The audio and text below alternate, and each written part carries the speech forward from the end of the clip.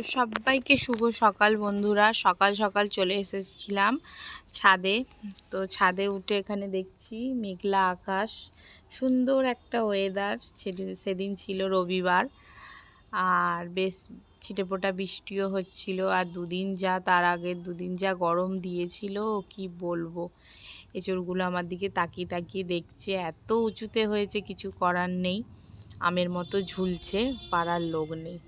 তো যাই হোক, আমি একটু ছাদে চলে গিয়েছিলাম বৃষ্টি হচ্ছিল বলে গাছগুলোতে জল আছে কিনা দেখতে। তা দেখলাম বৃষ্টি হচ্ছে গাছগুলোতে, তো জলও আগের দিন জল আমি দিয়েই ছিলাম।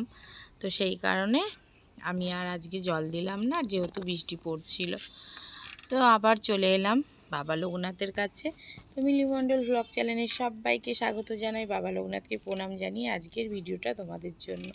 পরে আবার বেরিয়ে দেখি একটু রোদ রোদ মতো উঠেছে, এই হচ্ছে আমাদের ওয়েদার।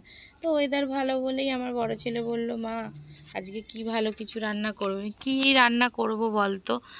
তা ওর পাপা তো আর জানতো না আমার মনের কথা, আমি একটু বিরিয়ানি খাবো খাবো ভাবছিলাম। তো আমার ওকে বলাও হয়নি। তো ও চিকেনের পিসটা না খুব ছোট এনে ফেলেছিল।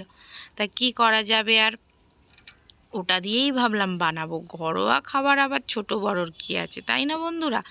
তো চলো বানিয়ে নেওয়া যাক। কীভাবে বানাচ্ছি সেটাই দেখো। আমি এখন সব কিছু দিয়ে লঙ্কা, আদা, রসুন, দই, গোলমরিচের গুঁড়ো ভালো করে মিশিয়ে রেখে দিলাম। আর এখানে আলুটা হালকা করে সিদ্ধ করে নিয়ে একটু ঘি দিয়ে আর সাদা তেল দিয়ে ভালো করে ফ্রাই করে নেবো, একদম লাল লাল করে। এবার লাল লাল করে এটা ভাজা ভাজা হয়ে এলে, আর আমি এদিকে আমের চাটনি বসিয়ে দিই, একটু চাটনিও করব। ঠিক আছে, তো আমের সিজন, আমের চাটনি না খেলে হয় বলো বন্ধুরা? আর এখানে একটু পোস্ত আর কাজু বাদাম আর চালমগজ বাটা, আর এখানে পেঁয়াজ বাটা, সব কিছু দিয়ে ভালো করে, আর একটু গুঁড়ো দুধও দিয়ে দিয়েছিলাম। মানে ঠিক কেরাম বলো তো, কাশ্মীরি লঙ্কার গুঁড়ো দিয়ে দিয়েছিলাম, গরম মশলা দিয়ে দিয়েছিলাম, অনেক কিছু। আর চাটনিটা দিকে হয়ে এসছে। আর তার মধ্যে আমি একটু ভালো করে ভাজা মশলাও দিয়ে দিচ্ছি। এটা দিলে না পুরো আচার আচার লাগে, দারুণ লাগে। আর এদিকে আমি বিরিয়ানির চালটাও চাপিয়ে দিয়েছিলাম। আর হ্যাঁ, বলতেই ভুলে গেলাম, ওই যে ভালো করে ওটা সব কিছু দিয়ে মিশিয়ে রেখেছিলাম, একটু চিকেন চাপের মতো লাগবে বলে। ঠিক আছে, বুঝতেই পেরেছো, একটু চাপের মতনই মশলাটা দিয়েছিলাম। ওতে মিঠা আতর, কেওড়া জল, গোলাপ জল সবই দিয়ে ভালো করে মিশিয়ে রেখে দিয়েছিলাম চিকেনটা। আর এদিকে ভাতটা আমার কড়া একদম ঝরঝরে করে করে নিয়েছি, ঝুড়িতে ভালো করে ঝরিয়ে নিয়েছি। আর দেখো একদম চালটা বড় বড় চাল ছিল, খুব ভালো চাল ছিল। আর এবার আমি কড়ার মধ্যে ঘি দিয়ে দিচ্ছি। আলুগুলো আগেই লাল লাল করে ভেজে নিয়েছিলাম, পরে দেবো একটুখানি ওই তোমার চিকেন চাপের স্টাইলে করে নিচ্ছি চিকেনটা। ঠিক আছে, দেখো আমি মেশানো চিকেনটা কড়ার মধ্যে দিয়ে দিলাম। এবার ভালো করে আমি ঢাকা দিয়ে দিয়ে কষিয়ে নেবো। ঠিক আছে, কষানো হয়ে গেলে তারপর দেখো কি করি। তো এখন এই যে ভালো করে কষিয়ে নিচ্ছি, আর পুরো কালারটা চলে এসেছে। অত সুন্দর না হলেও কিছুটা তো টেস্ট আসবেই। এবার আলুগুলোও দিয়ে দিয়েছি। ঠিক আছে, আলুগুলো দিয়েও ভালো করে নাড়াচাড়া করে কষিয়ে নিচ্ছি। তো কষিয়ে ভালো করে রান্না করছি। এখন ঢাকা দিয়ে এই যে পুরো আমার কমপ্লিট। দেখো ঝোল কিন্তু বেশি হয়নি, আর বেশ গ্রেভি হয়েছে। আর আমি এবারে এর মধ্যে ঘি দিয়ে ভালো করে চারিপাশটা ঘিটা মাখিয়ে নেওয়ার পর একটুখানি দুধ গুলে নিয়েছি, আর ওতে একটুখানি তোমার সব কিছু আগে থেকে দিয়ে দিচ্ছি, নিচেটা যাতে ধরে না যায়, এইভাবে করলে জানো তো। আর বেরেস্তা তো আগেই ভেজে রেখে দিয়েছিলাম।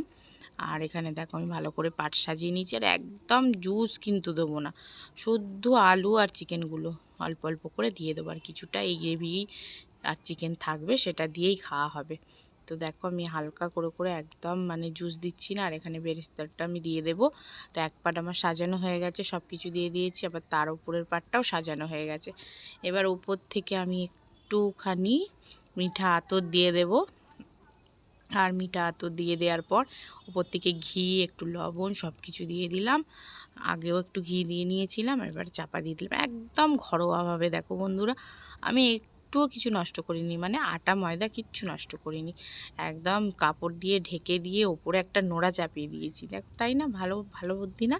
তো স্বাদটাও মিটলো, বাইরের জিনিসও খেতে হলো না, আর সব কিছুই হলো। দেখো খারাপ কিন্তু হয়নি বন্ধুরা, খেতে কিন্তু ভালো টেস্ট হয়েছিল। আর এবার আমি বেড়ে নিচ্ছি, ঠিক আছে, প্লেটে আর একদম ঝরঝরে হয়েছে। আবার পাপানের পাপা ও আবার বলে আমি হলুদ হলুদ খাবো না, সাদা সাদা খাবো, তাই জন্য ওকে সাইড থেকে আমি আবার সাদা সাদা করে। আর বন্ধুরা এখানে এত নিচে থেকে প্লেন যায় কি বলবো, আওয়াজে আমার কান মাথা একদম গেল। ভয়েস দিচ্ছি তখনও যাচ্ছে, কি করবো, একটু ডিস্টার্ব হয়, কিন্তু তোমরা একটু মানিয়ে গুছিয়ে নিও, ঠিক আছে। তো দেখো এখন এরা খেয়ে নিচ্ছে, কেমন।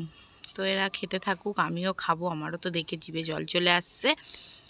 আর পাপানকে আবার খাওয়াতে হবে এখন, তো বলছে আমার পাপাই খাইয়ে দেবে, ভালো কথা। ওর পাপাকে বললাম তুমিও খাও, খেয়ে বলো কীরকম লাগছে। তো বলছে দাঁড়াও, আমি তো এখন পাপানকে খাওয়াচ্ছি নাকি, খেয়ে বলছি কিরম হয়েছে। তারপরেও আবার গালে পুড়ে দিল, বলছে বাহ দারুণ হয়েছে। এবার আমিও নিয়ে নিলাম, আমি আর কত দেরি করবো, ওরা সবাই খেতে শুরু করে দিয়েছে। আবার একটা লঙ্কাও চাইছে ঝাল হয়নি বলে, কি বলবো আর। তো যাই হোক, আমি এবার নিয়ে এই যে বসে পড়েছি, আর আমিও খেয়ে নেবো তাড়াতাড়ি করে। আর খেয়ে নিচ্ছি, ভালোই হয়েছিল সব কিছু কিন্তু টেস্ট। আর ওইটা কিন্তু চিকেন কষাটা কিন্তু দারুণ হয়েছিল। রাত্রিরে একটু পরোটা করে নিয়েছিলাম। তো আজকের মতো ভিডিওটা এখানেই শেষ করছি। তো সবাই ভালো থাকবে, টাটা।